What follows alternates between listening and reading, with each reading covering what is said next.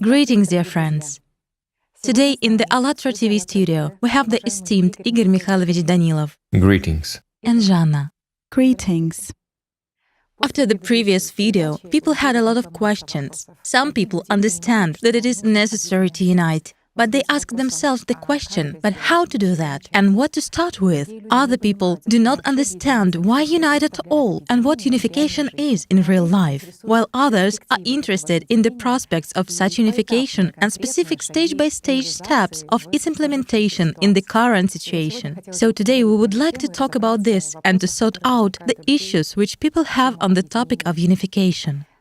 The point here is that people don't understand what unification is for and with what purpose, as I understand. Yes. And what unification is in general and what it has to do with the creative society. I see. Let's try to answer. Yes, the first question is as follows.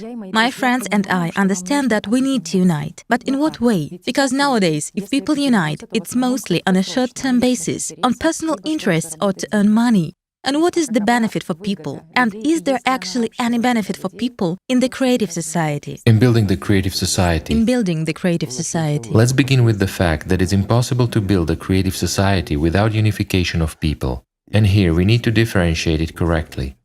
Because however strange it may seem, the unification of people in building the creative society takes place based on a consumerist format. I mean, the creative society should be built so that we get away from the consumerist format which exists today, which promotes, supports and contributes to the development of all low qualities of a human being. Therefore we have wars, lies and deceit all around. That is why every person, everyone, I emphasize, whoever he is in this world, he is in an uncertain state, he has virtually no guarantee of tomorrow. And this is true. Nobody is confident in tomorrow, except a foolish or too naive person, while in reality it is so. Therefore, the consumerist format is outliving itself because a man is a wolf to a man here. It turns out to be such a creation, let's say, of a lifestyle, according to the laws of the wolf pack. Or even worse, there is even more order in a wolf pack than among people today. That is true. Everyone is concerned only about how to make money, how to cheat, how to survive, and the like. Such is life nowadays, and such is the format. Therefore, wars occur because a small group of people, or most often one person, due to his greed and pridefulness, is the reason for many wars. Why? He wants to take what belongs to others. He needs someone else's territories and someone else's funds. Therefore, wars begin. So everything goes the way it has been for the last 6,000 years and is only getting perfected, and even not that much. It is clear that now we are entering a time which is, let's say, not so good, and we have two options ahead. Either we build a creative society, or we destroy one another. That's not a scary story. That's reality. In the previous video, we discussed climate, how serious everything is, that there is already a synchronization of negative climatic events. And this is already a new stage, very depressing and very upsetting, let's put it so.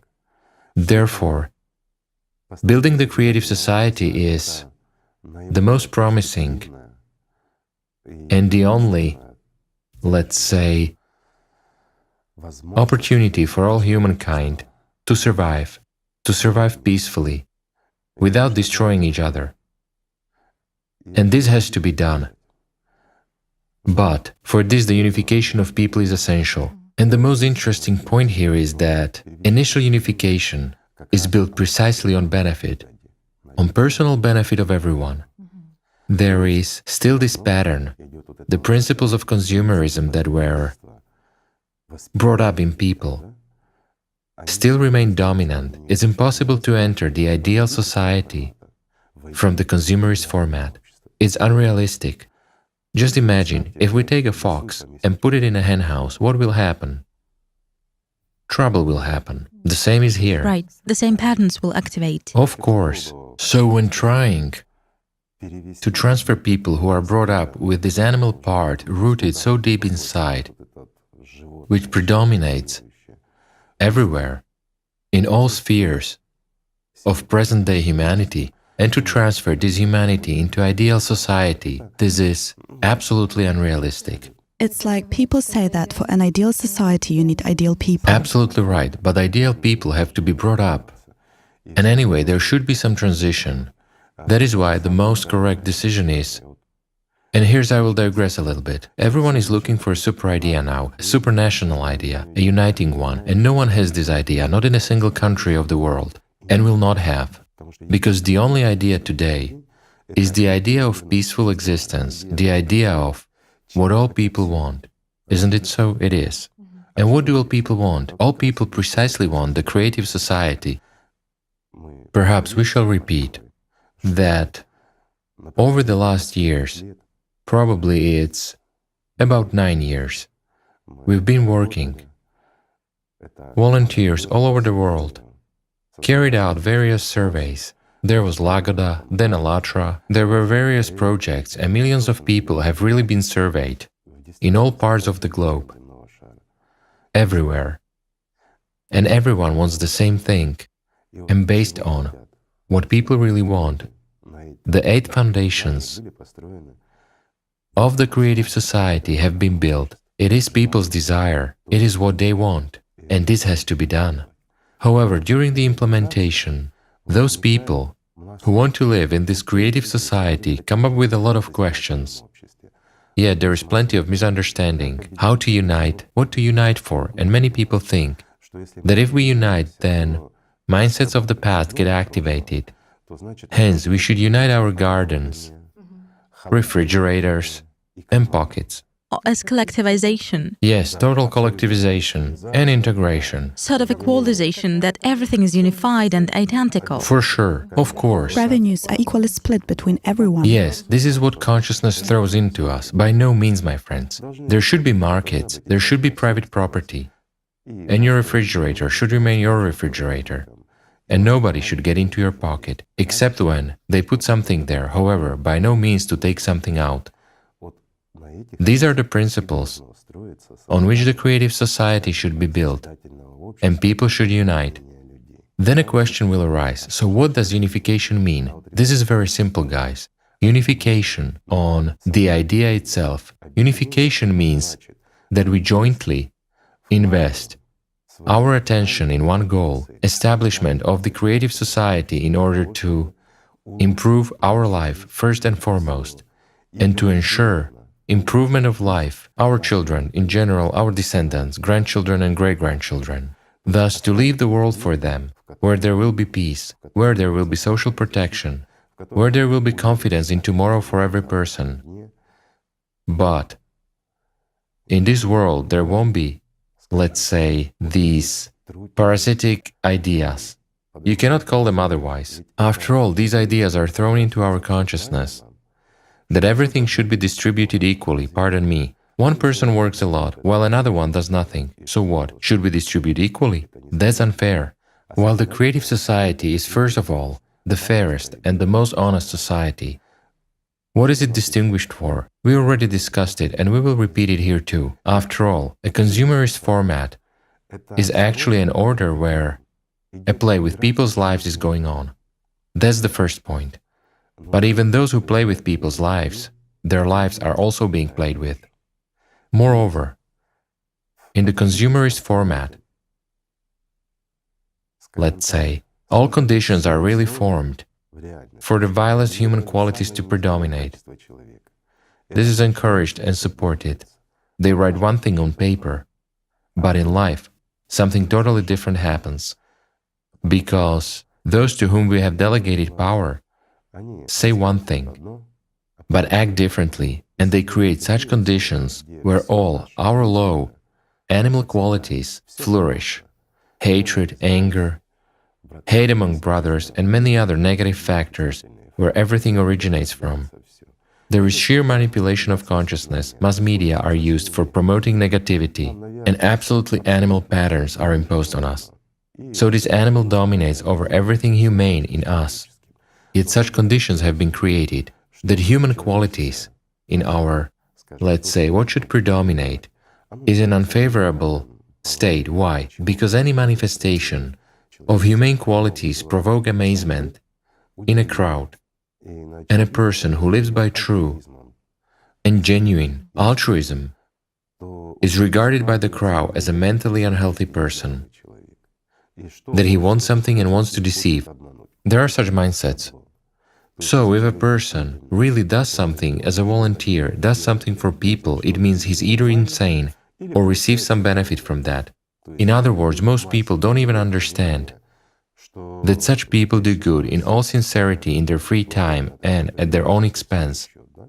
There is even no understanding of this kind. Everyone looks for some benefit, lies and deceit. Why? Because everything humane has been destroyed. So, in the creative society, all beastly qualities must be suppressed and forbidden at the legislative level and at all other levels. But all humane qualities must be promoted and developed, and this is easy.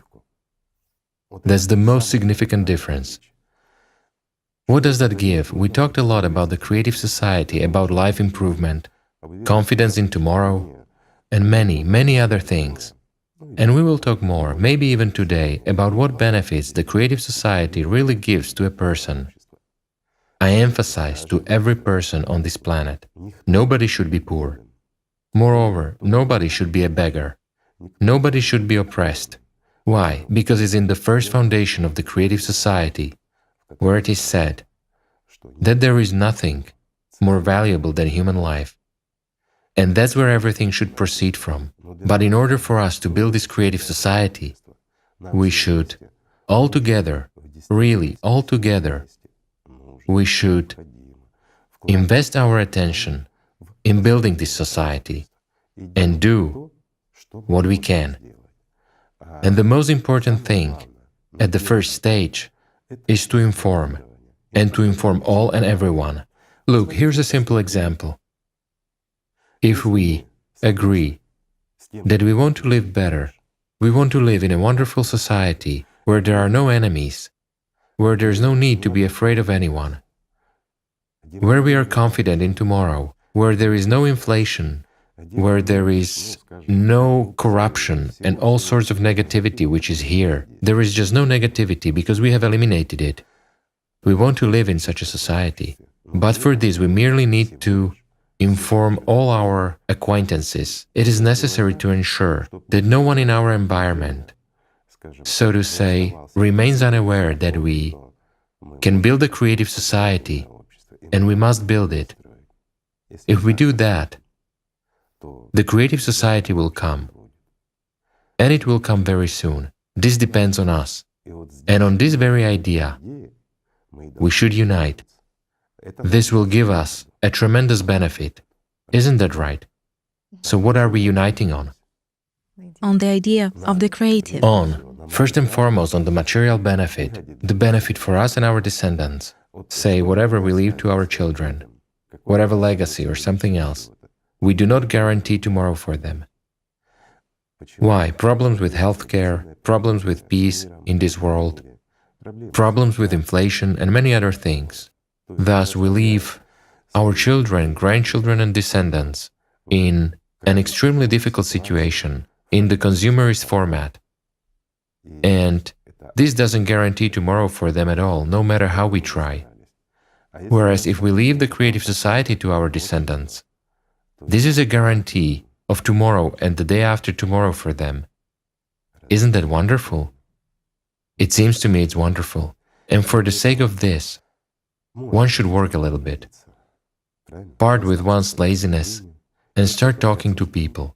And here, another point arises. People are afraid of speaking on this topic. Of talking. Again, the topic of what will they think about me. Now look, what will they think about me? I've started talking about the creative society. Yet what is bad about the creative society? Why we are not afraid to deceive each other or lie in order to get something, some benefit? After all, nothing will give more benefit to a human, any human, than building a creative society. Isn't it so? It is. And we are afraid to talk about this. Isn't it a paradox? And now look, my friends. For example, if we take the LGBT movement, We have nothing against it. Everyone has the right to live their lives the way they want. In this case, we take it as a positive example that, for instance, 20 or 30 years ago, no one would even think that LGBT would be legally approved in many countries. And God forbid you say anything bad against them. It's a very small group of people in society who have gained their rights, haven't they? And since they are already a minority, they must not be offended. Excuse me, my friends. It's a minority who have gained their rights on such a sensitive issue. They were not afraid to talk about it.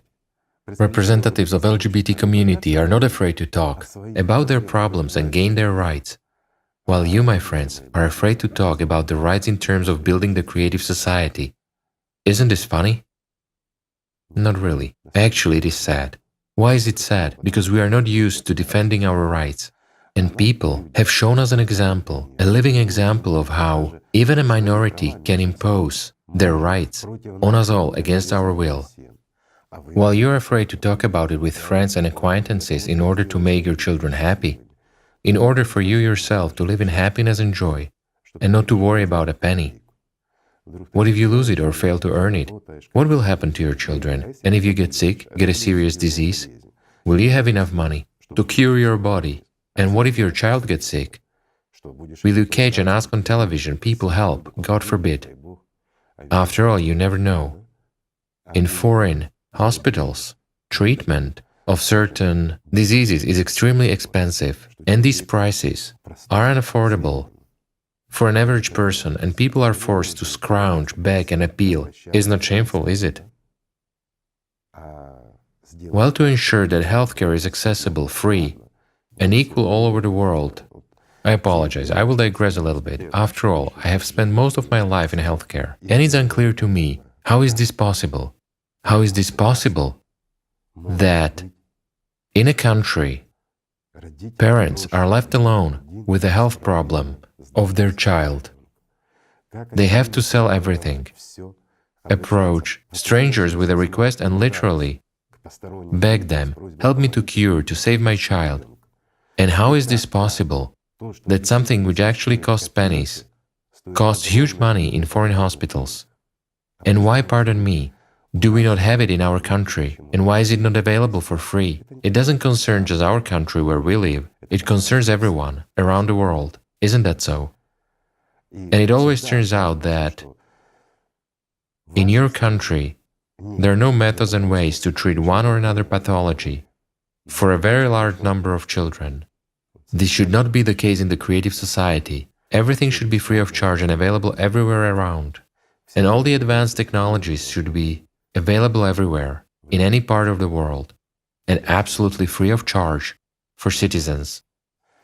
It's already a guarantee of something, right? The value of life is the most important thing. The value of life is the most important and the main thing. We have touched only on a small part, but the consciousness of many people will say, thank God, it won't concern us. There are so many counterfeit medications today. And if we take that very healthcare again, how many counterfeit medications are there in the consumerist format in which we exist nowadays? A lot. It's a simple example. It's all over the world, my friends. Even in the most advanced countries, there are very many medications that are not medicinal. This is mere counterfeiting. So a person fell ill, God forbid, oncology, or something extremely severe, and an extremely expensive treatment is required. And relatives, friends, they all gather, try to save the life of this person, buy medications at ridiculously high prices, medications that do not treat, that are empty shells. It's just that someone made a profit on that. And this is normal. For our society, it's normal. And everyone understands, yes, these are scoundrels, it's not good. But what is responsibility? Yes, in many countries there is a penalty or something else, or a minimal punishment for this. But it is actually a deliberate killing of a person, plus stealing from many people, isn't it so? Well, we've touched upon it just a little bit. What about counterfeiting of food products? Isn't it so? How many food products do not meet state standards, regulations and the like? It's just that somebody makes a profit. They counterfeit everything, but it severely affects our health. Various products are genetically modified or made improperly. There are harmless products that are genetically modified but which will not cause health complications in the body, while there are ones that will cause uncontrolled mutations. And this is very poorly regulated, especially where it's possible to push through at least a little bit. It is pushed through a huge batches, and we end up eating it all. We do harm to ourselves, and this is normal. We cause harm to our children, and no one knows how it will affect our grandchildren and great-grandchildren. In other words, we are building a terrible world for ourselves. Well, such is the reality. So, in the creative society, this is unrealistic and impossible. Why? Because they say, how come it's impossible? After all, it exists now. Now it exists because we have such a format. Because we do not value human life, either ours or someone else's. While in the creative society, the highest value is human life, including your life and the lives of your relatives and friends and all the people. That's the difference, my friends. And I think we should unite and start talking about it openly.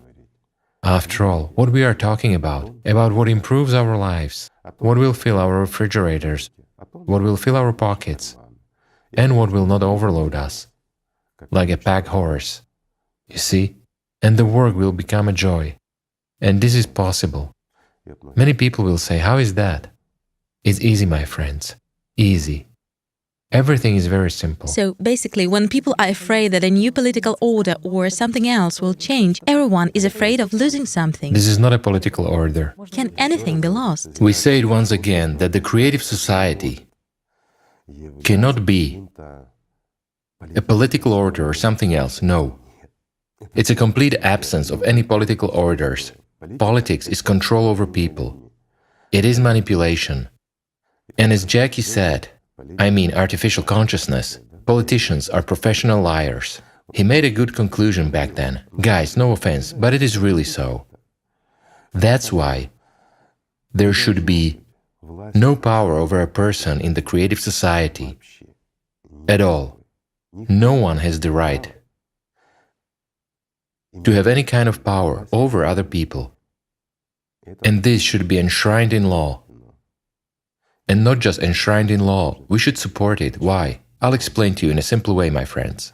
No matter what kind of a person we take, the best, the most enlightened, the kindest, the most spiritual, and put him above us by giving him power, he will become just the same as everyone else.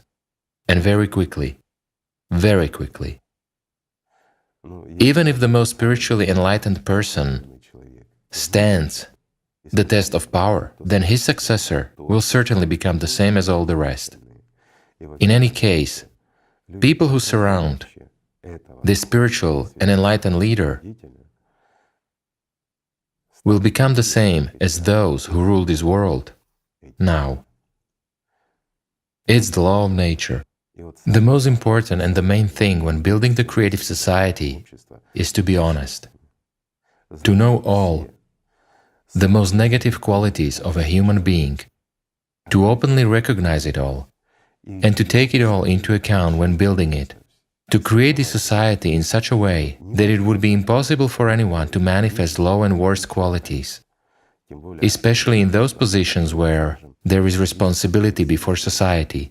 Then everything will be fine. That is, if a person is appointed to a certain position to coordinate some activities, economics or something else, he should have no power. People should have power. But this person must bear responsibility, and we should create such conditions for his work where he cannot become the same scoundrel as the ones who are many nowadays, right? We have to recognize that this entire negativity of ours is a problem, first of all, in us and in society. It's impossible to get rid of corruption. There are no countries in this world where there is no corruption. There are none. There are hidden, smarter forms of corruption. There is outright corruption. It doesn't matter, but corruption is everywhere.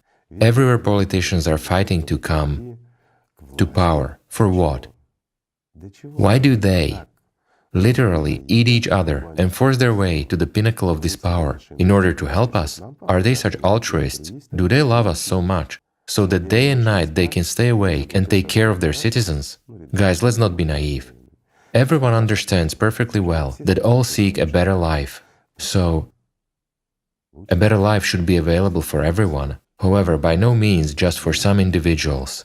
Power should remain with people, and that's the entire meaning of the creative society. It should not be delegated to anyone, otherwise we will spoil this person. Right? Right.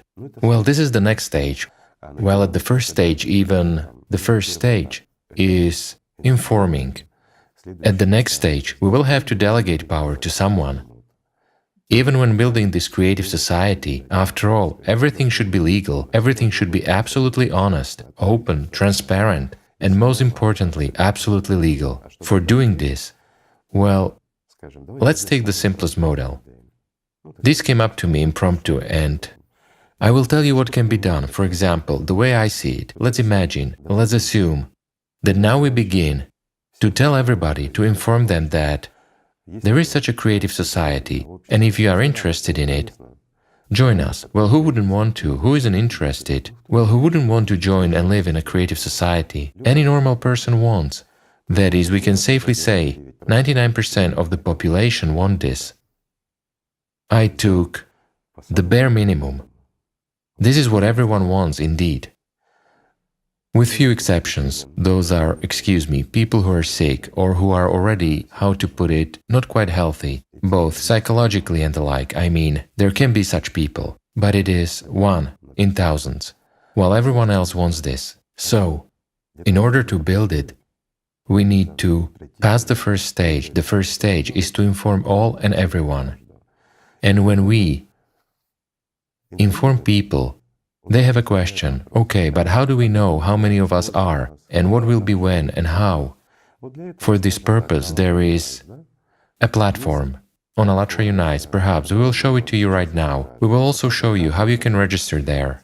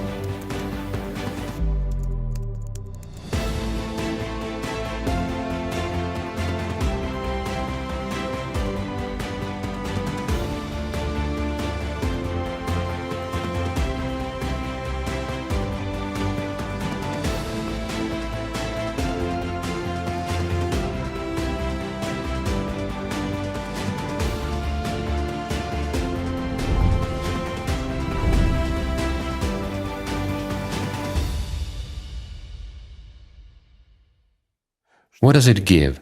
It gives an idea of how many people in every country support the creative society, right? Right. And when people visit the website, they register in a simple form and choose whether they support, not ready, or support and ready to cooperate and more. There are 3 questions. The country, yes? I support, I'm ready, and I will. Yes, simply by registering your email address.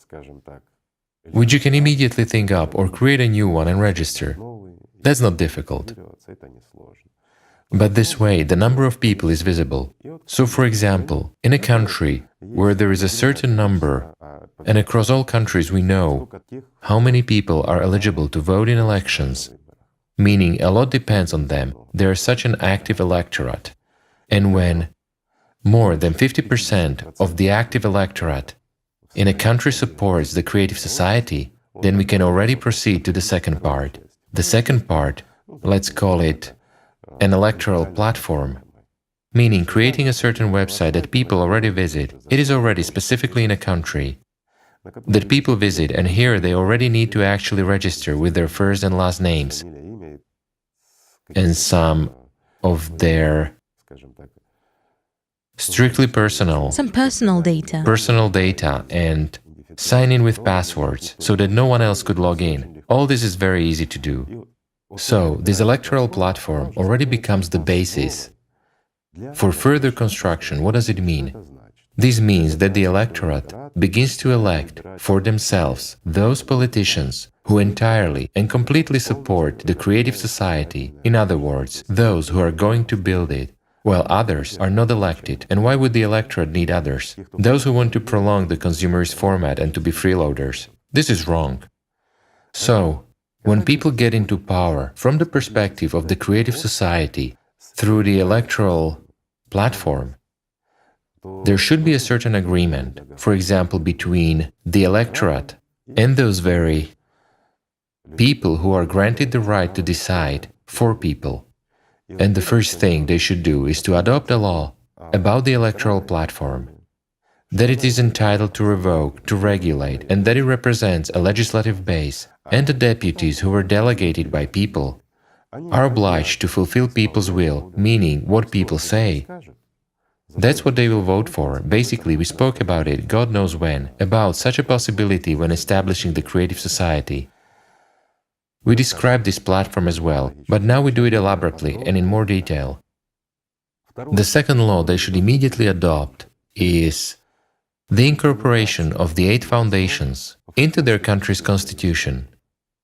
And if people do not comply, as soon as they get into power, the first laws they should adopt are as follows. The first is the electoral platform, the second is the incorporation of the 8 foundations into the constitution of their country. If they fail to do that, this nation revokes its voices, meaning it organizes re-election in this country. And those whom people elected, to whom they temporarily delegated their power, just become the same people as everyone else. But it would be more correct if they answer before the nation for lying, for using this opportunity and not fulfilling what they promised. That's where it all starts. And then adoption of certain laws, decisions, and everything else begins. When the 8 foundations are already in the constitution, the rest is a mere formality. But when it is clear, I will digress a little again, that it's impossible to build a creative society in one single country. Guys, no matter how much we want it. Why? Let me explain it simply. Imagine a country where people have wanted to live like in the creative society, but all countries around remain in a consumerist format. Today, the economies of countries are all interconnected. Consumerism is everywhere, while here there is a creative order. In other words, it is simply impossible to survive. Therefore, something out of these 8 foundations can and should be implemented, of course, and people will be obliged to implement that. Plus, adoption of laws is already under people's control, and in the future there will be a gradual transition towards expanding the creative society depending on economy and conditions. At this point, people themselves should already look, keep track, choose, and make decisions. Why? Because the electoral platform becomes the basis. I will explain what it means so as to make it clear. For example, once a week you get 3 or 4 laws that need to be reviewed, with several clauses and comments. It is not difficult to spend 15 or 20 minutes and vote yes or no.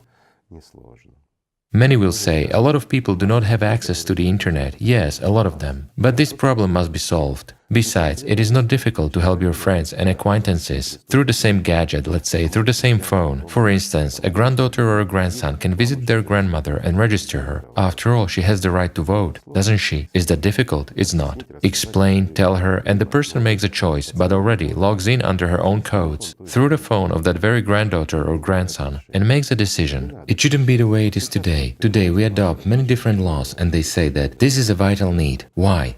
Guys, let's speak honestly. In order to open the border for 2 days so that one of the oligarchs could transport the cargo and then legally close it, isn't that so? Some temporary laws, some tricks, they say everything flows, everything changes, yes. But there are fundamental laws that should not be adopted without people. Is that right? It's right. Meaning, it is by no means a referendum. Many people will say it will be like during a referendum. It may result in bureaucracy. No bureaucracy whatsoever. Everything will be easy and simple, because we are all interested in this. And if we adopt the creative society, we must take responsibility when we decide for ourselves. But at first, yes. While building it, still, there are politicians, there is a deputy, but a deputy, having adopted the law on the electoral platform, can no longer decide for people on his behalf, you understand? He can vote for himself as a person, but it's only one vote out of a million.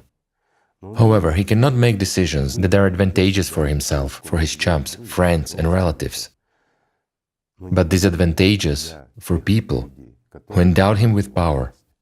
He won't be able, because he merely fulfills people's will, as it should be. After all, in all constitutions of the world it is specified that all power belongs to the people. Isn't that so? It is. Therefore, power should belong to people, at least in the creative society, if we want that. Whereas if we don't want it, we will not do that, right? Then we will remain as we are. It's our choice, people's choice. But if we want that, then it all will be done, legally as it should be, right? We shouldn't ruin anything before we build something new. So, a creative society should be built in such a way that first something new and good is built, and then something bad and old is ousted. But it shouldn't be that everything is destroyed and then something new is built. This shouldn't be done. First, we should provide something new and better, and then we can remove what is worse, right? So there is nothing complicated. Now let's go back and proceed. So when a country adopts the creative society and begins to introduce and develop it, then again propaganda to other countries takes place. And when the majority of countries, let's say developed countries, adopt the creative society, then it should be decided at the international level how to unite this majority of dominant countries. Even if a few countries remain in the consumerist format, it doesn't matter at all. They will be dragged into this wheel. But when the main economy of the world will adopt the creative society, then it will be developed all over the world, right? Right. Then and only then it is necessary to solve all the issues related to unification, economy, and lots of other things. This can be, well, the consciousness of some people will say again, it'll take a long time. Guys, if we want this, it will happen very fast. Very, very fast. It depends on us, on each of us. And the first stage is very important, to talk to friends, acquaintances and the like, right? Yes. Informing is underestimated. We just take the phone, a simple example. We take the phone and look. Which of my friends doesn't know about the creative society? Who does not support it and why? And the only reason why he may not be supporting it is because you didn't explain and didn't tell him. And it turns out that you want a creative society, you want to live in a good, chic and beautiful world. But you deprive yourselves of this opportunity because you haven't informed someone, and you deprive that person of the opportunity to live in such a world, as well as others who are on your list. Isn't that so? So when consciousness says, oh, come on, how will I call and tell? Guys, what about the LGBT organization? A small organization that has attained its rights at the international level. Isn't that so? So they pursued their interests, which many do not understand and which are not accepted by the majority. But we, the entire majority, have submitted to the minority because they have the right for that. Yet doesn't the majority have the right to live well, to live worthy of a human being? And this is where the path begins. When we give ourselves the answer that we as the majority have the right to live well. We're human beings, and we are worthy to live according to the high title of a human. Aren't we? We're not bogans after all. Well, according to the Oxford Dictionary. Right? By the way, people also ask this question, speaking without censorship, how to unite? Who to unite with? With these bogans, with these alcoholics, or these slackers? It's a good question. Idlers. Idlers. That's a good question. I've just said about the bogans and how this word is interpreted according to the Oxford Dictionary. Do you know how? Something to do with exploitation. Yes, it is. Bogans means people who are exploited. In a nutshell, or more correctly, people exploited by those in power. Those in power are power, while the rest are bogans. Yes. Well, isn't that so? I just realized, and I'm thinking, aren't all of us today? So, I have a simple question. The one who is asking this question, about who we should unite with, does he control the whole world or what? Or is he the same bogan, just like all of us? Next, a very serious topic, alcoholics. Guys, without even going far, isn't an alcoholic a human being? Doesn't he go to elections and vote? Doesn't he give his vote to just anyone? To the one who steals from us, exploits us, and makes bogans out of us? I'm just saying. Isn't that so? So maybe it's necessary to unite with them too. It doesn't mean to become an alcoholic oneself, but it's necessary to explain to him his rights and benefits. Won't an alcoholic want to do nothing and, if he wants to drink, let him drink, it's his right. But, again, they will say, in the creative society, there should be no poor people and society should even support alkies. Support alkies. Is it beneficial? Guys, is it beneficial? It's beneficial.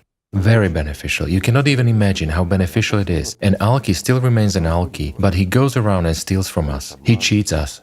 Well, many of them even kill us in order to get drunk, so maybe it's easier to let him drink and to support him financially. This will be much cheaper. Why? Because in order to watch after these alkies, it is necessary to maintain a whole army of those who fight with them, those who try to treat, re-educate them and so on. That's a person's right to be an alkie or not to be an alkie. But if we look into the depth of this issue, why does a person become an alcoholic? After all, not a single human is born an alcoholic. He becomes one. Yes, there is an example which a person hasn't seen anything else. He lives among people who drink alcohol, and he is accustomed to it since childhood. Such a situation does happen, but it's extremely rare. Most often, alcoholics are people who have failed to implement their inner potential due to certain reasons. I will give you a simple example from healthcare. I know people who have become alcoholics and turned into nobody. Although in the beginning they were very talented, they had progressive ideas that could help humanity as a whole to cope with a lot of serious issues, including diseases and various pathologies. They found solutions that nobody needed. Why? And here's a very interesting answer as well. We often encounter a whole bunch of parasites, loafers, and human enemies whom we don't see and whom we sometimes worship. A simple example from real life. A person whom I know well achieved very little results in this life in healthcare. While he was very talented, in his young age, he developed progressive technologies that turn out to be needless to anyone. Why? Because at the level of the academy he was, pardon me, crushed down since his works contradicted certain academicians who had once made a career on this subject. Just imagine an old man with overblown megalomania who once discovered something is standing in the way of advanced technology and youth. Is this right? And since this talented doctor faced the impenetrable wall, at this point he had a nervous breakdown. Well, and there were helping friends, you know, who were like, come on, drink and relax. He drank once, relaxed, drank the second time, and then he fell into illusion. While in the alcohol illusion he remains a hero, he sort of fulfills himself, and he no longer needs to build any career. or anything else in his life, or to fight for something. Because he is in his illusion, he already believes that he's worth something and he has achieved everything. But when he sobers up, he looks at this world and understands that he is nobody. And that's the most terrible thing for an alcoholic. After all, there is no psychological reason to be dependent on alcohol. 1 or 2 days and that's it. A person is cleansed, alcohol is poison, and body doesn't tolerate it. However, there is a psychological problem, and it lies exactly in a person's megalomania, in his personal selfishness. When he's unable to attain something in reality, he begins to take alcohol, drugs, and various substances that bring him into a state of illusion. In this, illusion is his parallel world where he's worth something. Just talk to alcoholics, or look at them.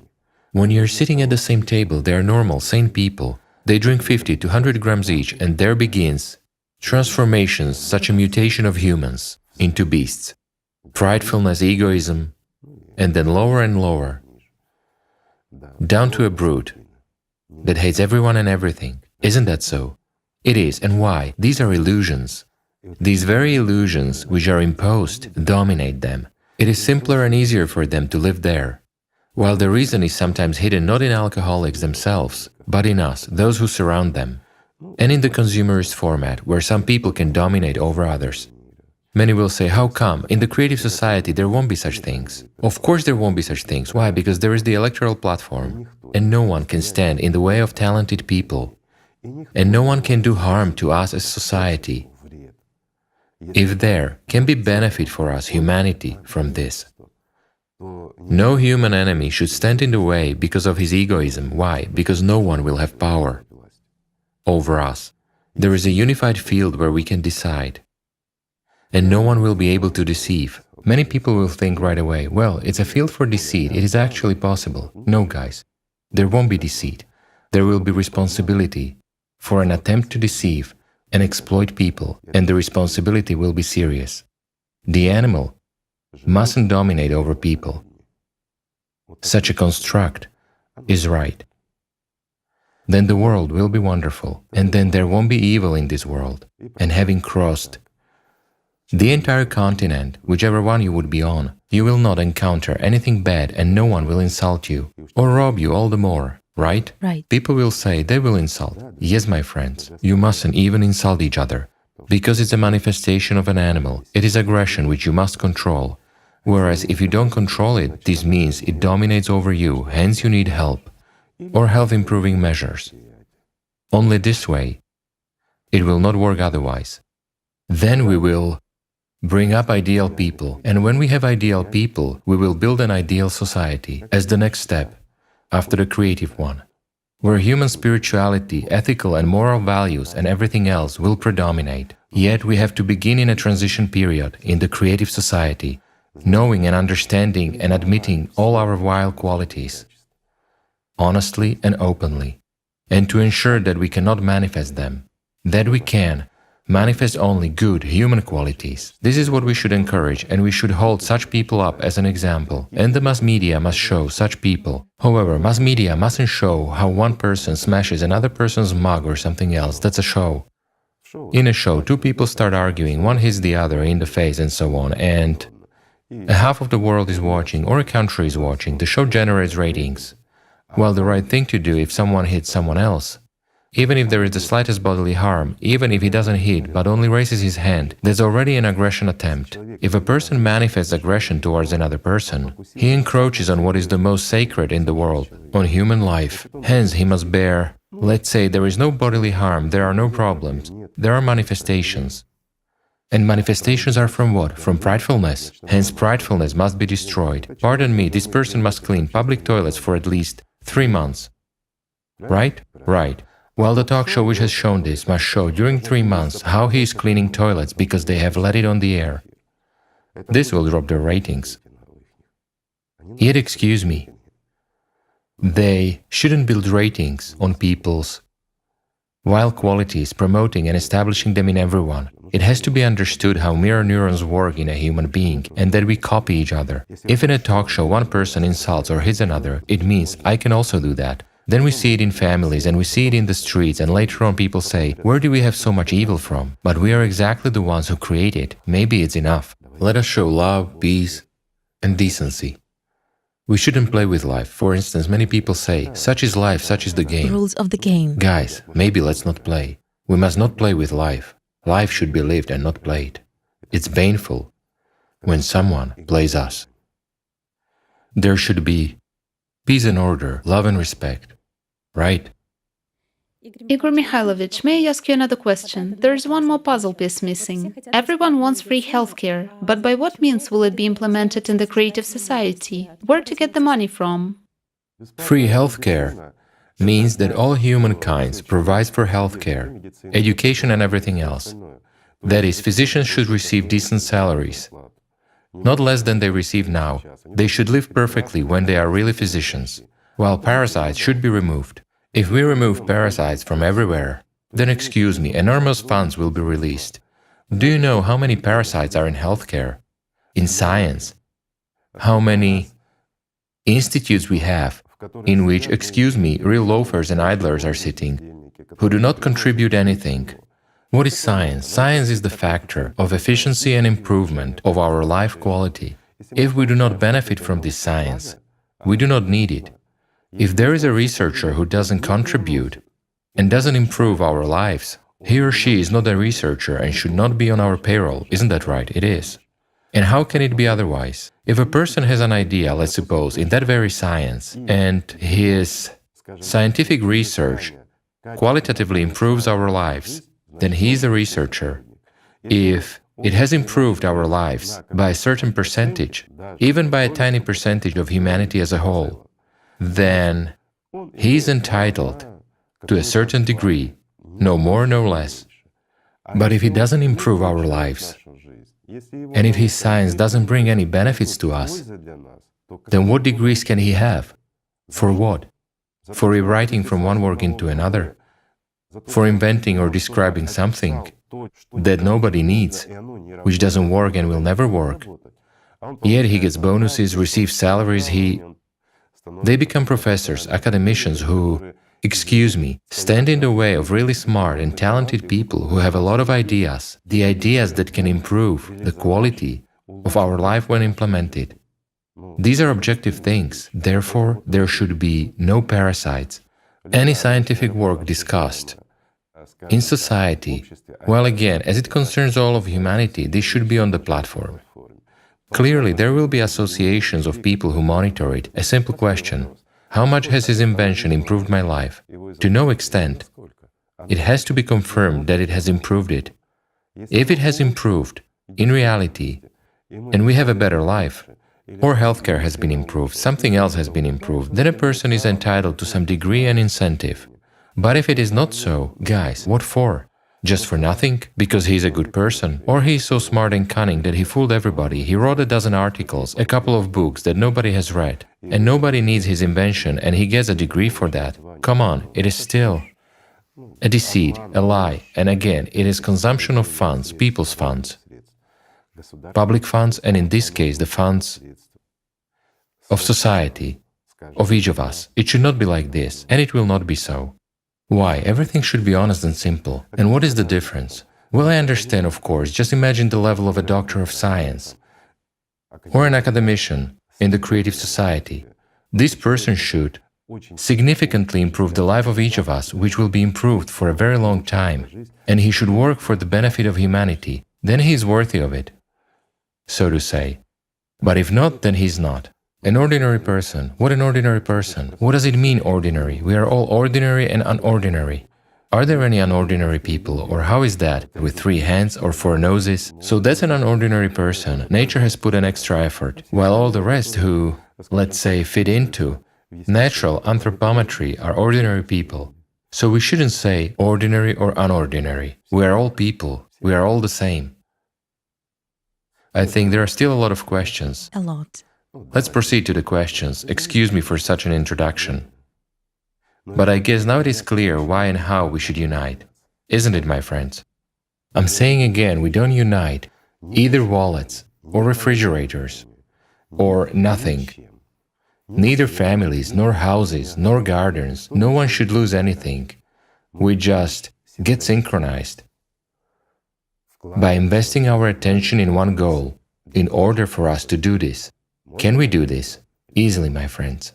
So we must do it. You have noted quite correctly regarding synchronization. There are a lot of experiments indicating that in nature, in numerous systems, there exists a synchronization effect, Of course. which scientist Huygens discovered as long ago as in the 17th century. And he said he noticed this when observing wall clocks that began to work in unison over time. Several clocks. Right, several clocks. And they simply began to work in unison. He just ascertained that while standing on the same basis, they come into resonance. Pendulum. Meaning onto one wave. Yes, electromagnetic resonance arises between two pendulums. Yes, and here's another interesting point. A lot of experiments were conducted on this basis, and attention was paid to it. So, my friends, I'll ask you a simple question. Just imagine there is a platform, and there are two pendulums standing on it. They work asynchronously. And after a while, they begin to synchronize. It's clear that it's owing to the platform. And now the question. Imagine one platform with two pendulums, and another platform with 10 pendulums. And all 10 pendulums are working on their frequencies, meaning they're completely asynchronous. Which of these systems will stabilize more quickly? And a resonance will begin. A simple question. What do you think? The one with 10 pendulums. Yes, the one with 10 pendulums, but consciousness says the one with 2. Why? It will be faster for 2 pendulums than for 10. No, my friends. 10 pendulums come into resonance much faster than 2.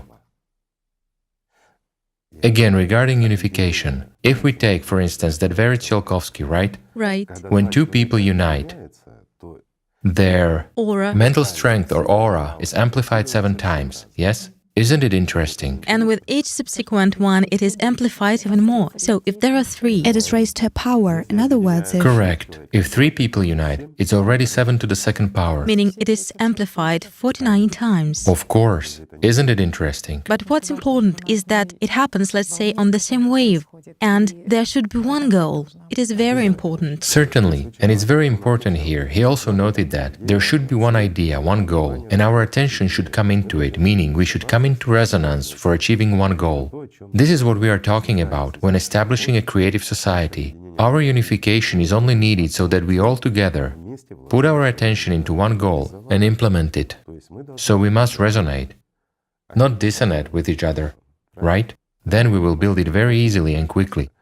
Everything depends, my friends, again, on our aspirations and on the power we invest. And human power, the true power, is in our attention.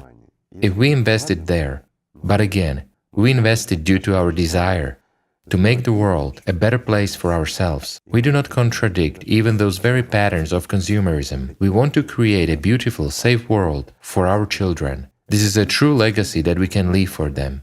Isn't it so? We give them not only tomorrow, but also day after tomorrow. Isn't it worth it for us to spend a little time and attention on this? It is worth it, my friends. Life is worth it. Igor Mikhailovich, and how can we understand the words by Tsiolkovsky? Because when using material consciousness, this sounds like science fiction, that 2 auras unite and everything is amplified 7 times. It is power. How should we understand this? After all, the aura is such an unstable notion which changes several times during a day in Yes. human. Now you have touched a bit upon such metaphysical manifestations. Let me explain it to you in the language of physics. Just imagine the maximum weight I can lift is 50 kilograms. Yes. And the maximum weight that you can lift is 50 kilograms. How much can you and I lift together? A simple question. What are our weightlifting limits? If we use math, then 100 kilograms. Yes, 100 kilograms, right? But I will tell you that you are wrong. Why? Because each of us can separately lift 50 kilograms, while together with you, we can recall Archimedes. You understand? And activate our brains, as they say. We can recall the levers and lift tons together. Isn't that right? Great. Great. And this is the power of unification, because we unite not only physically, but also mentally, spiritually, and intellectually. It means that our capabilities increase many times. Is that right? and how important and valuable every subsequent person is, and how vital it is for a person to inform others. Very important. Every person is very important. Because the next person is not just plus one person. Because every person who begins to resonate with everyone amplifies this resonance. Many times. Many times. Right. Yes, there's also an example in physics when William Tiller conducted experiments on how the focus power of many people can affect matter. The power of attention. The power of attention, yes. William Tiller makes this analogy comparing the human power of thought to a 100-watt light bulb. There was also an experiment about a bulb. Not an experiment, but his statement that, let's suppose, a 100-watt bulb illuminates a room and doesn't give much light, but it contains such a power that if the work of all photons was synchronized, which, as he claims, are supposedly in chaos and hinder each other. Yes, and supposedly interfere with each other's work. If they were lined up to work in unison, they would not move chaotically, but in a strict direction, right? It is for people's understanding because few people have heard about this statement of his. That is, he means that a beam of light comes out and photons fly in different directions, collide, interfere with each other and create chaos. But if they're pointed in rays straight in different directions, they will illuminate more. Like the sun. Yes, it is equal to the power of the sun and the like. I slightly disagree with this statement of his. The idea itself is good, but it does not correspond to the reality. Why? Because a 100-watt bulb emits, unfortunately, not only photons 3, but also photons 4. It's already Allat physics. It does not correspond to the canons of conventional physics, so it won't go. But there is an essence here. I'll better give another example, which everyone can verify. Let's take, what do we need? A tape measure, a candle, and absolute darkness, preferably somewhere in a field. It's a simple example that anyone can verify. Let's take one candle. That can illuminate, for instance, 10 square meters. So we measure. We take one more candle. In theory, how many meters can we illuminate? 20 square meters, right? Right. However, if we put them to be in unison and gradually move them apart, we increase the area to 40 or even more, up to 50 square meters of illumination. How can this be?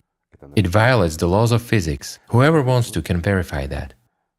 Meaning, there is synchronization of light of the photon. So thanks to the experiment of this man mentioned by Jana, he came to such a conclusion that the candle synchronizes faster, but if the photon in the light bulb was synchronized, it would be similar to a huge, because such a huge power is radiated. Indeed, a lot of photons radiate, but those are a bit different photons. And the point is that a human is capable of a lot, his strength. A human is really capable of a lot. That's true. Yes, by means of his experiments, he's trying to prove that people can change a lot of things around them. A lot, indeed a lot. Especially when people invest their attention in one goal, a lot of miracles and a lot of unexplainable things happen. Right? And such examples are also numerous. Yes, indeed, such examples are numerous. For instance, since the 1960s, American scientists have been conducting a lot of experiments on the influence of the power of thought on material substances. And one of such experiments was an experiment on affecting water pH, meaning it was necessary to increase it. They gathered 4 experienced meditators, people who were experienced by their inequalities. Meditators, my friends, are people who engage in meditative practices. Yes, quite right. These are people who work on themselves, who know how to control thoughts. They were supposed to influence an electric box by putting there their intention of increasing the pH of water that was near the box.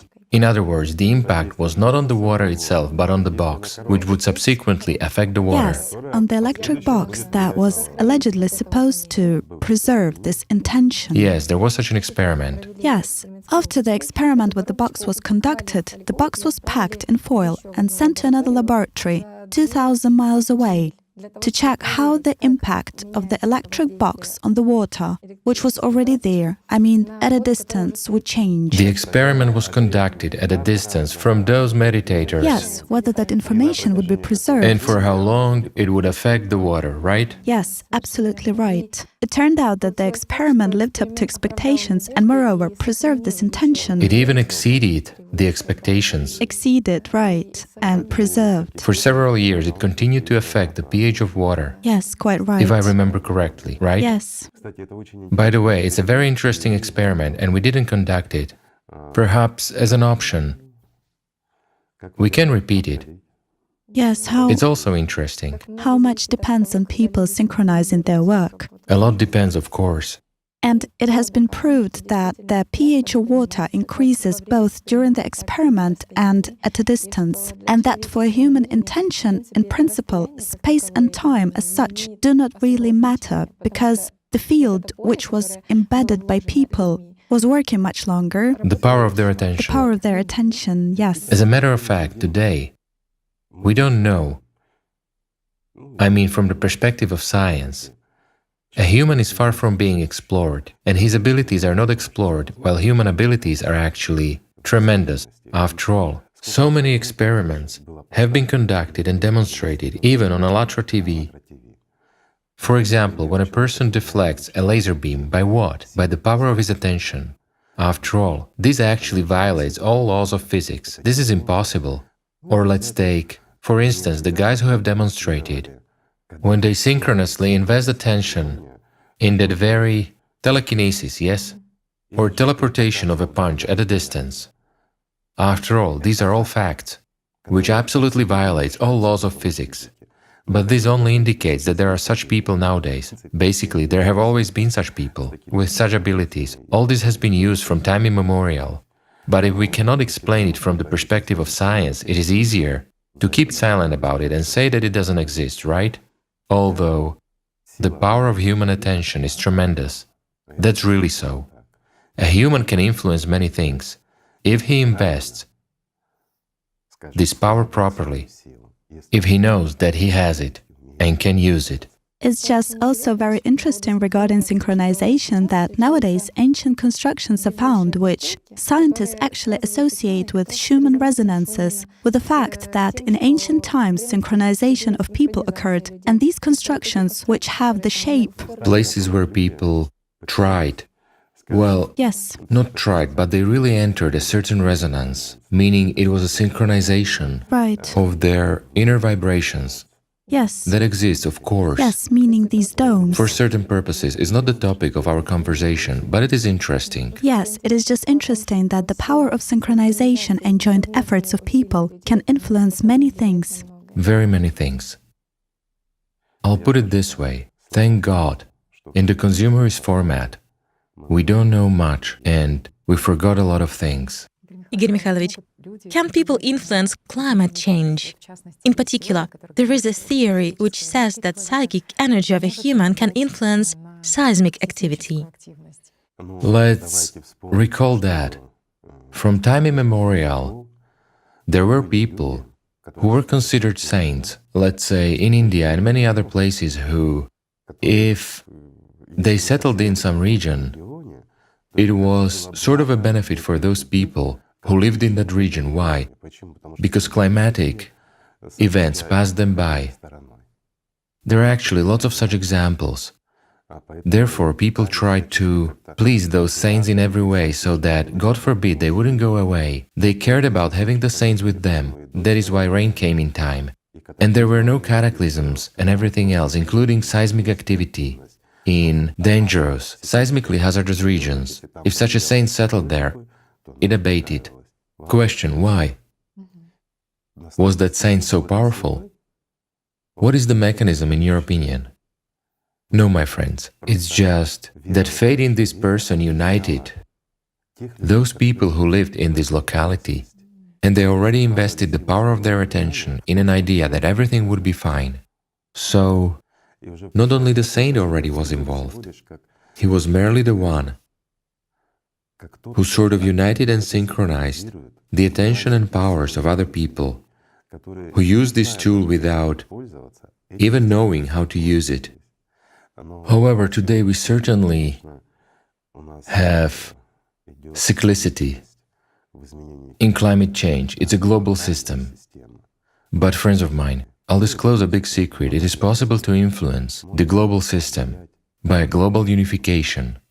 Yet globally, no matter how individuals train themselves, nothing will work. This concerns everyone. If previously it concerned a certain region, the region could somehow correct the situation. But at the current moment, unfortunately, it is cycle, while cycle is globality.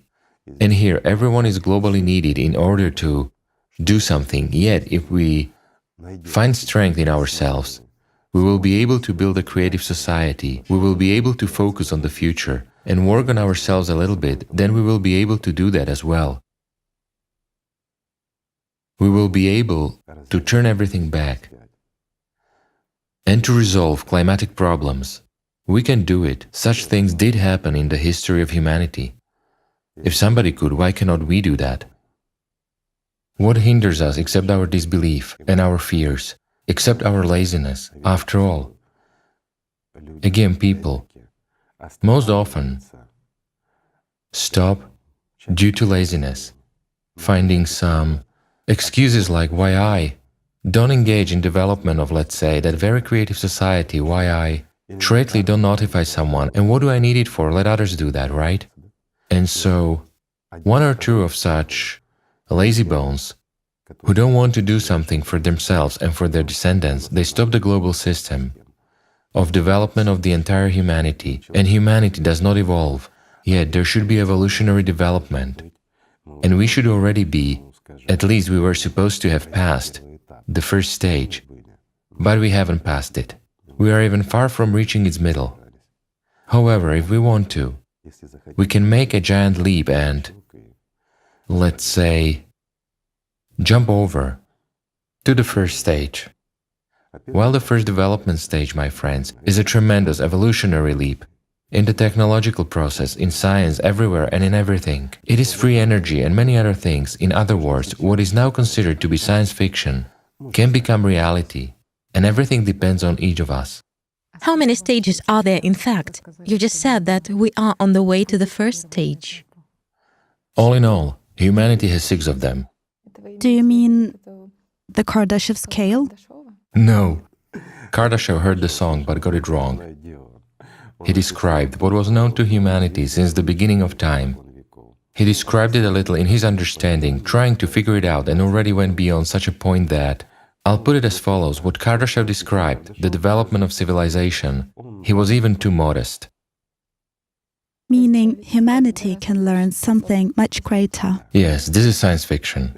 I don't even want to talk about it now. Why? Because people will consider that we are engaged in writing a new science fiction novella about the future here. Well, yes, basically, if we refer to those problems which exist, then space race, Star Wars, only this is so far... Star Wars and all the rest, this is such a thing. It's just that everything that used to be science fiction in the past and what was called utopia, now we are actively using it. Absolutely right. Therefore, it is stupid when they say that, for instance, the creative society is a utopia because perhaps... The creative society cannot be a utopia. Exactly. Why? Because it's an absolute reality. And it should be approached sensibly, reasonably, and in a balanced manner, right? While all utopias, that very communism and many other things, that very utopia became a utopia. Why? Because power remained in the hands of a few individuals. This was, pardon me, the reason for the utopia. So we want to give everything to people. Again, we want to equalize everyone. Guys, is it possible to equalize everyone? A simple question. It's impossible. A person should have an opportunity, yes, in the creative society. We should be socially protected. There should be no poor people. Everyone should have a home. Sufficient food, medical services, clothes, everything should be available. It should be there simply by the right of birth. A person should be absolutely socially protected. Definitely, but if he wants to live better, he must go and work for the benefit of humanity. Is that right? It's right. I've just recalled that many utopians, when they were generating their ideas, were simply sitting and waiting that they would be promoted, then funded from the top. Nobody will fund it from the top, by no means. That's utopia. Now it's clear why this has turned out to be a utopia. That's a utopia. No one will ever finance such ideas as the creative society or something else. And no one will help from the top. This is precisely, so to say, this is... Just to make it clear, a little different pyramid. Say, we have the pyramid of power, And now turn it over in your head and imagine people are at the top, while executors are at the bottom. That's how it should be, whereas we have it a little bit different now, in the way we are accustomed to see it. At the top, there are those who rule, they issue orders, but they also take all the benefits for themselves. While all benefits should belong to people, everyone should be endowed with benefits. It was interesting what you once said, that people sort of go into power, or rather go into politics with good intentions to help us, but suddenly one day… And then everyone becomes the same, right? Even at the beginning of our conversation we said that no matter what kind of a good person we take, it's enough to put him in power, and he becomes the same as everyone. Why? Because such is the law, my friends. Whatever way you twist it, yet by killing a dragon, a person becomes a dragon. That's the point. It's just that there is a scientific confirmation of this point. In particular, there was a research in Ontario when neurobiologists studied the brain of a person who had been in power for a long time. And it was also interesting that they noted that when people are in power for a long time, changes occur in their brain. In particular, a certain neural process of mirroring becomes weaker, which directly affects mirror neurons. And the person simply doesn't experience some region that is responsible for human qualities and empathy, right? Right. They don't feel empathy at all. What kind of emotions they experience? Another person's empathy. Mirror neurons are affected, so a person ceases to sympathize and stops learning. Why are these mirror neurons deactivated? Even whole groups are deactivated there. It's because a person is in the state of pridefulness. He believes that he has excelled everyone, and he just doesn't have anyone to learn from. He himself is an example, and there is pridefulness, megalomania, and many other things. Therefore, naturally, that very empathy is simply… disrupted. Disrupted, of course. Interaction with those people who, from among whom he came, and ascended to this, so to say, throne. A huge chasm is formed. A person starts thinking already in different categories. There are more serious tasks, and naturally, whether they want it or not, such people begin to spare a lot of time for themselves. And most of their time and thoughts circle around their personal selfishness and pridefulness. This is really so. Why? Because as soon as these processes take place, which this fellow wrote about, thoughts immediately start circling around selfishness. And everything is measured with respect to oneself, but not with respect to someone else. Unfortunately, yes, the position is like that. So they cannot even understand what people need. Certainly, because consciousness switches to other things. That's how a human is arranged. This is his function. This should be known and understood. Therefore, we should fight for people not to be ill. We should create conditions in which a person will not suffer that much, right? And everything will be fine. Not to spoil people. Yes, people shouldn't be spoiled. In psychology, there is even a term, illusion of objectivity, when a person loses the real picture of the world and everything begins to circle sort of around him. This is precisely what is described. Right. Forms of manifestation are different, but in this case it is exactly like a mechanism. When a person reaches the highest power, he loses. Why does arise such a gap? Why did we vote for one person and he was good, but after coming to power he sharply changes? And everyone notices what kind of changes occur. Already with difficulty, he has to play the one whom he was. And this is exactly due to this mechanism. This is normal, these are the laws of nature. There is nothing terrible here. But we should take care of people. If we elect someone, we should elect him not in order for him to rule us, but in order for him to execute our will, right? Then everything will be fine. Then a person is simply at work, and he understands perfectly well that this is his job, no more nor less. We should protect people. Yes. At some moment, it becomes clear why people who come into power… You know, there is a textbook example. It is very impressive for understanding what happens to these people. It's a reality. Everyone remembers a great patriotic war, the siege of Leningrad. There was such a city that was under a blockade. People were dying of starvation and the like. So there was one party official who was a leader of the Communist Party, and he monitored the order there. And for him to think well and correctly, when people ate corpses, they ate one another, they starved. It's true. It's a sad truth. His usual favorite cakes were cooked for him, so that it would be easier for him to think about how to inspire and support people. Can you imagine? In other words, he did not lose anything. Even there he lived as he was used to. World War II. The city of Leningrad was under blockade for 872 days, from 1941 to 1944. From the memories of eyewitnesses who were near the ruling clique of besieged Leningrad, the overwhelming majority of Leningrad citizens died of starvation and not from military operations. Hundreds of thousands of corpses of people who died of starvation were just lying in the streets of Leningrad. People were in a state of extreme malnutrition. Already in the first months of the siege, hundreds of people were arrested for killing people to eat the meat of their bodies. At a time when the citizens of Leningrad ate dogs, cats, rats, killed adults and children, and ate their corpses, the ruling clique, in particular the first secretary of the Leningrad regional and city committees of the CPSU, Andrei Zhdanov, as well as his henchmen, didn't refuse themselves anything, neither smoked sausages nor favorite cakes. Thus, for the owner of the city, Comrade Zhdanov, his favorite cakes were specially made so that it would be easier for him to think about ordinary citizens of the city. After the siege of Leningrad and up to this day, historiography is trying to turn inconvenient reality, the truth about power, into a myth.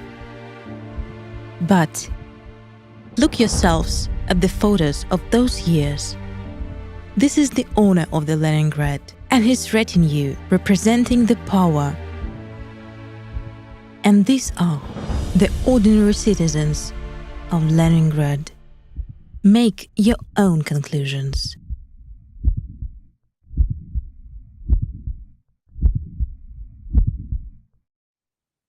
That's the difference, and that's what they go there for. Not to take care of someone or do anything else, but to eat their favorite cakes, even when everyone is starving. This is how the world is being shaped. We ourselves corrupt and actually sort of punish these people this way. We punish those people ourselves. We literally deprive them of life and humanness when we endow them with the great power. Therefore, we shouldn't be surprised or offended. On the contrary, such people should be saved. And the way of salvation is one.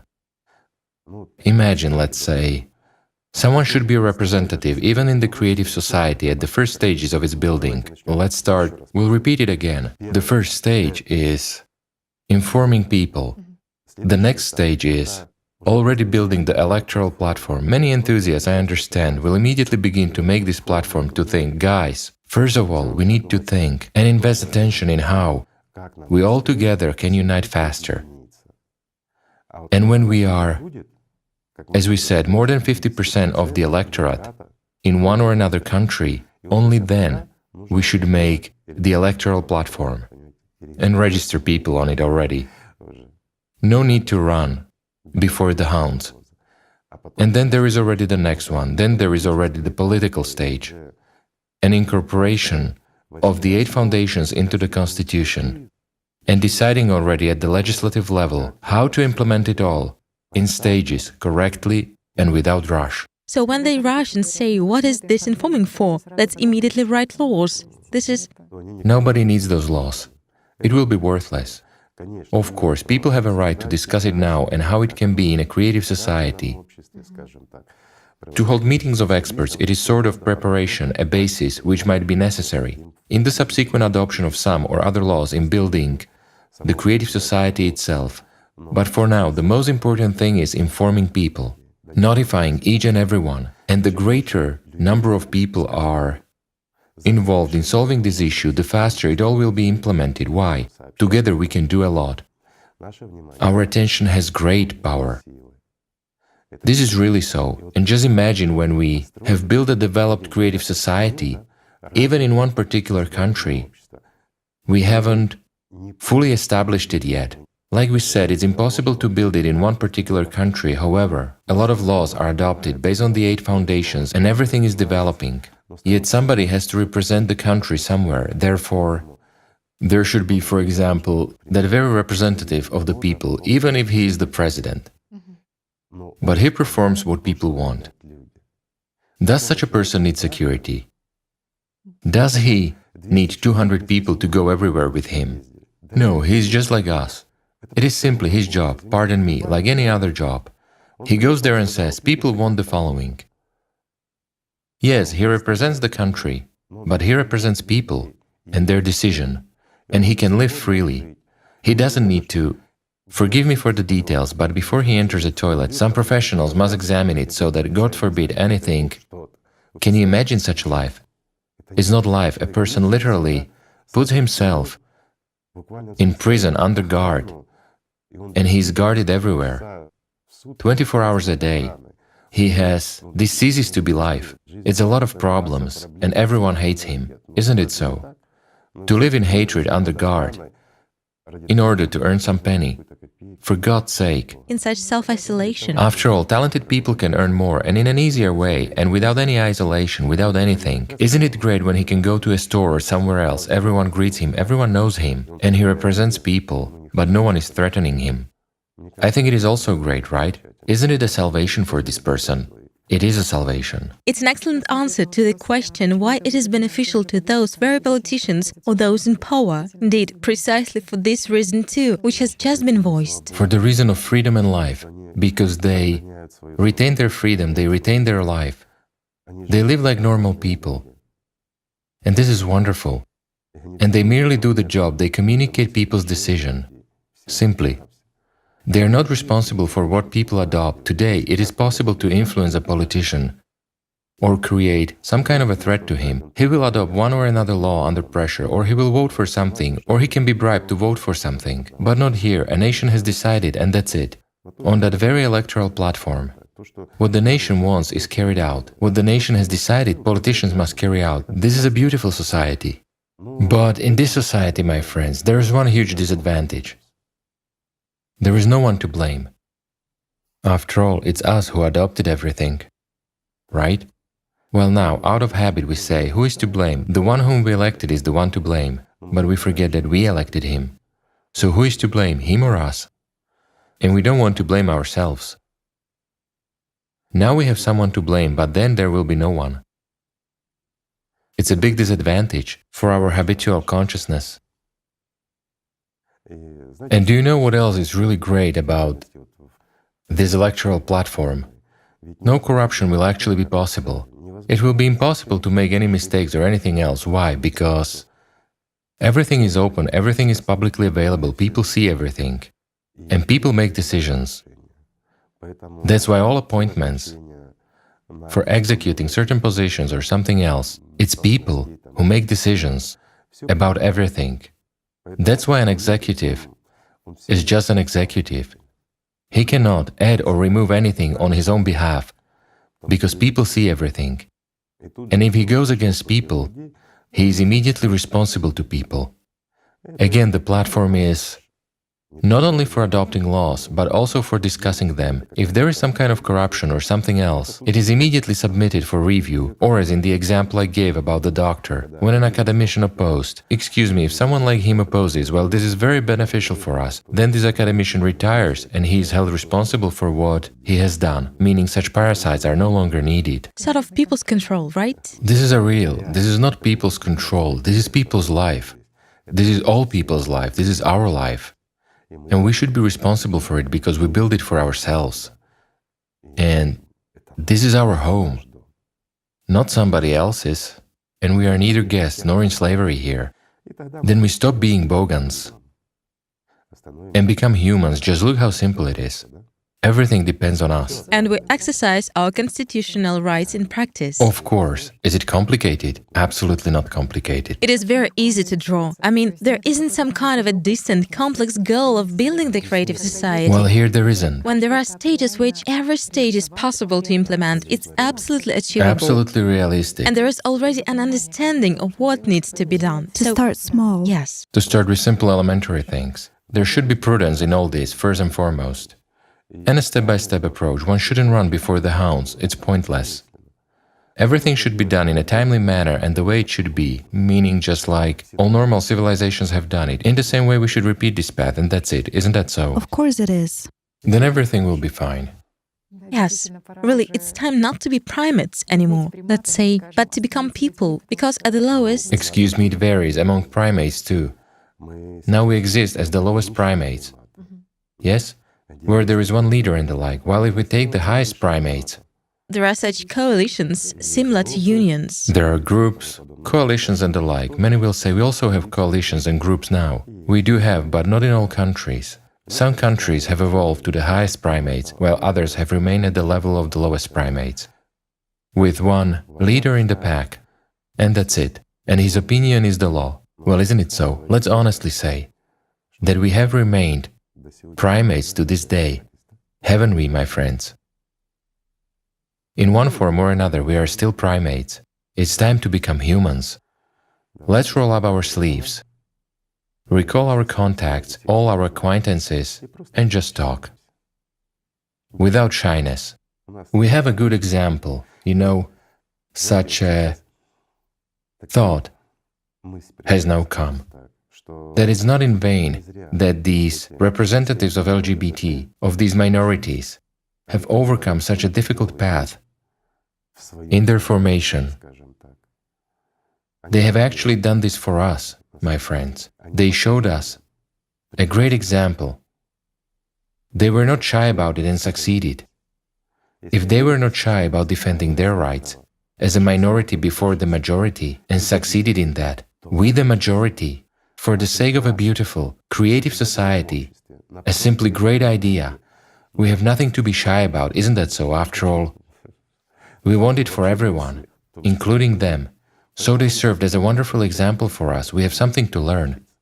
Yes, so when a question is asked, do you need it more than anyone else? Of course we do. Of course we do. This is our world, the world. This is we our live in. world, this is our life, this is our future. We ourselves want to live in this society. This is the future of our children. How come we When don't need every it? sphere improves, when you live Of course. where you don't have to fill out a lot of papers, Papers and documents.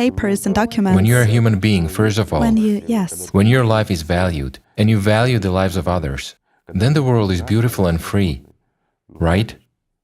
Don't we need it more than everybody else? Of course we do. And you can ask that person a question, don't you need it, my friend? Are you against your children? Excuse me, are you against my children living well? I will rephrase the question. If you are against the creative society, that means you don't want sick children to be cured for free. Don't you want children to be healthy? Don't you want to have preventive care? Don't you want us all to live well and to be free? Who are you then? Just address this question to someone who asks questions like, do you need it more than anyone else? Or who says, I'm not interested in it. Are you not interested in the future of my family, my children? Are you not interested in the future of your children? Then who are you? Are you a human being? Just ask yourself the question. Well, isn't it right? It is incomprehensible. Only human enemies can really say this. You see, even animals will not say this, it seems to me. Those are obvious enemies of society, of humanity, and of everything else. Even drug addicts and alcoholics will not say so, it seems to me. It's not that it seems to me, but it is really so. Those could be only sick and selfish people. I don't even have words, I don't want to offend anyone. My friends, but this question is absolutely inhuman. In the beginning, people can have misunderstandings of what the creative society is. For this purpose, we should work, explain and tell what the creative society is, as well as we show easy ways and examples of how to unite and what is necessary to start with. So we've precisely mentioned and shown how to do this. On the Allat Unites platform. the Allat Unites platform, yes, like for a start, at least to begin with something. And then more, right? Is it really difficult? It's not difficult. Everyone has acquaintances and friends all over the world. Let's communicate with them and not be shy. But if we see that people don't need this, really don't need this, people don't want it, then the world has gone insane. However, the paradox is that it's impossible. Don't we want to live? Then why we are fighting for life? Isn't that so? Where are our instincts, reflexes and everything else? No, people do want to live, and they want to live decently, as humans. We should just apply a little bit of effort. We should explain to people that only together, in a global union, we can resist global problems. We don't have any other way, friends. Remember the previous video. It's not a scary story. I'm saying again, it is objectivity, it is reality. But we can, if we want to. As Tsiolkovsky said, only those can enter the golden age who will be able to unite and who will learn to unite. The golden age will be able to come only when and if we are able to unite. And the most interesting thing is that nothing stands in our way except foolishness. Nothing. This is beneficial for everyone. It's just beneficial to all. And it even fits into our consumerist model, which we are now living in, into the habitual model of consumption, because we want to ensure that it is more beneficial for us both economically and in all other aspects in terms of human life. It will be more beneficial. Some people will nitpick. We actually said in the previous videos, how come it's more beneficial if I run a red light and then have to clean public toilets for 3 months instead of paying a fine and driving on? It's not beneficial. Consciousness may pick on that, yet now let's consider this from a different side, from a driver's perspective. You commit a usual offense, you exceeded the speed limit. Where it is forbidden, you run a red light, when nobody's around, and you are forced without any alternative to clean public toilets and even to wear a special vest, so that it would be obvious that you are an offender. Your pridefulness and selfishness are beaten. It's inadmissible, it is belittling a person. There is an alternative.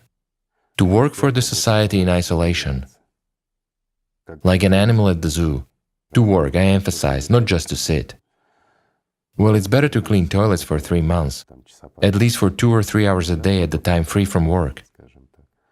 That's unfair and cruel. And now let's consider this from another perspective.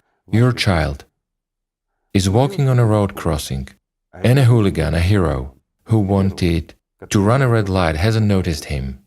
Your child isn't aware of anything at that moment and is just crossing when there is the green light without violating anything. What do you think of such a situation? What would you do to this driver? So in order for you not to manifest your beastly qualities and not to be forced to do anything to anyone, you shouldn't run a red light, neither to violate speed limit.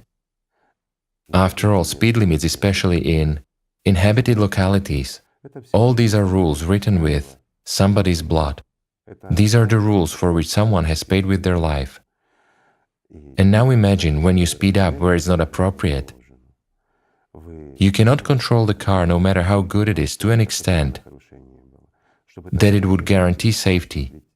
Somebody's child can actually spring out, and a fatal accident can happen. And what if your child springs out? It's unpleasant, isn't it? In the same way, to use foul language or to manifest emotion at someone, this is punishable. Friends of mine, I'll tell you an example which I observed. In a supermarket, we were standing near the cash desk and just several people before me. There was a cheerful, drunk man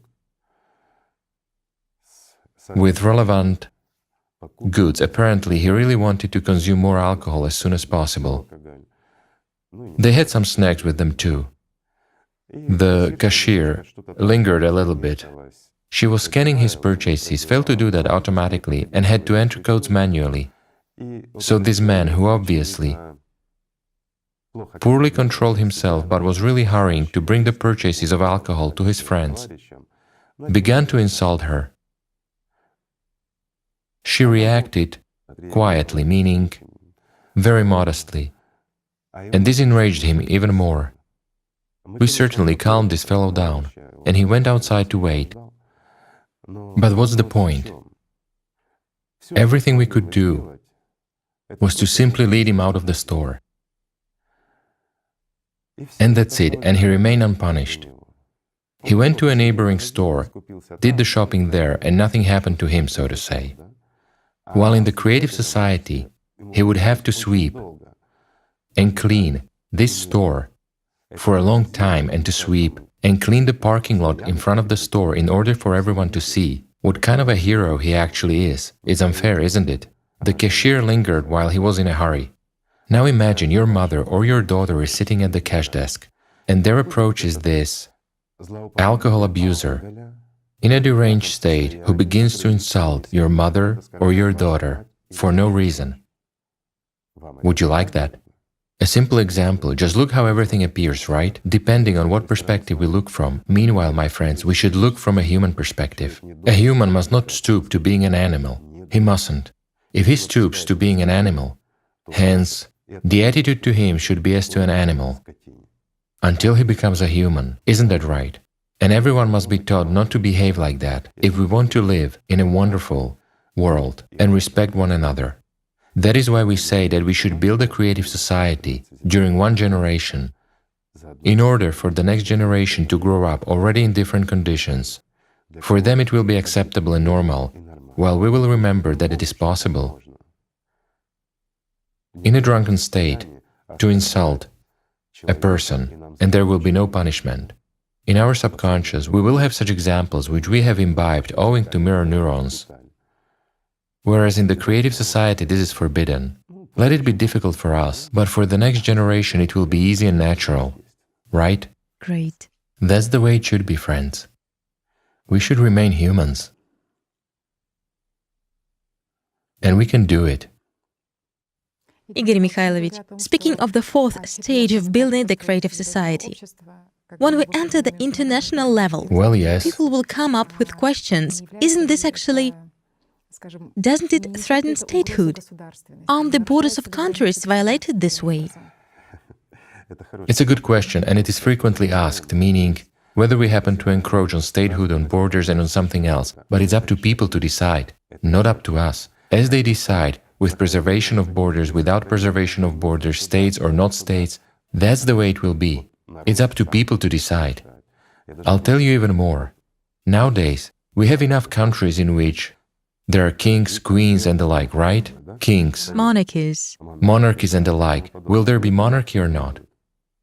Many people will say it's inadmissible, but if we think it over, today monarchies are already a tradition. After all, there are parliaments where laws are adopted and everything else, yet people will adopt laws and rule their lives, people themselves. While monarchies are a tradition. I don't know, in my personal view, all our traditions should be preserved. All our history should be preserved. Everything best and wonderful, that which inspires people, should be preserved. That's my opinion. Here, recalling the previous video, when we were talking about 3.5 billion people who can move from their places. And so a question arises, will there be borders at all in the present-day climatic situation? People will decide.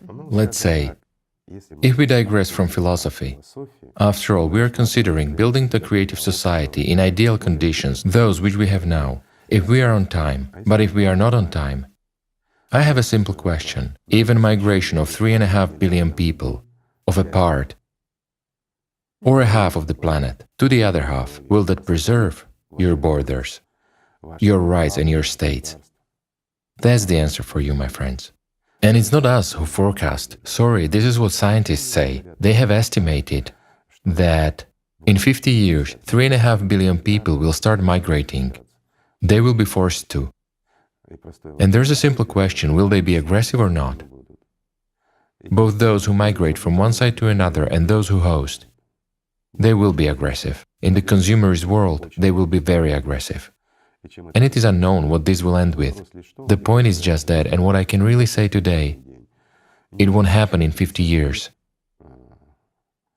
In 50 years, there will be no one to go from one territory to another, because there will be no one and nowhere to go. Everything will happen much faster. Unfortunately, this is true. But it is possible to change everything. I recall that even from the perspective of Christianity, from the perspective of religion, people should not just passively wait for a cataclysm or something else to come. But as of today, in that very Christianity, many people say, yes, it will happen, but we must sit and wait, because it is God's punishment and it's wonderful. And we are such believers.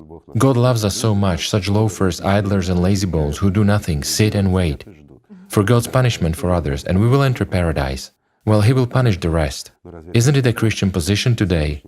In some, Organizations. let's say, organizations. It is. But it is totally wrong. Wrong, of course. Who needs loafers and idlers? For what? For not doing anything? For not serving God? Will God take him to heaven? I'll give you a simple example. Imagine, there are two people. Well, you're a wealthy man, do a lot of good things, and don't have time to do something at home. And one person comes to help you, while other one walks, proudly looking down on you, and is sick of you. So if there is a need to help, whom will you help? The one who comes to help you or the one who proudly turns away? Why should he help you? Well, such a simple example. Who has deserved love and respect? The one who serves God and fights for every soul here, or the one who idles about and thinks that he is already a priori worthy of being taken by God because he does nothing, and he is lazy because God should love him? Should love for what? For idleness, for laziness, for pleasing the devil with his thoughts, forgetting about God, for treating God in a consumerist way? A simple question. Let's be honest in this point as well. God is loving, He loves everyone, whom He knows. Well, He knows only those who love Him and serve Him. That's the answer for you, my friends. So, my friends, let's love each other. Let's start with something simple and move towards something greater. Out of love and respect for each other. Thank you for being with us. Thank you. Thank you. Thank you. Thank you. Thank you, friends, too.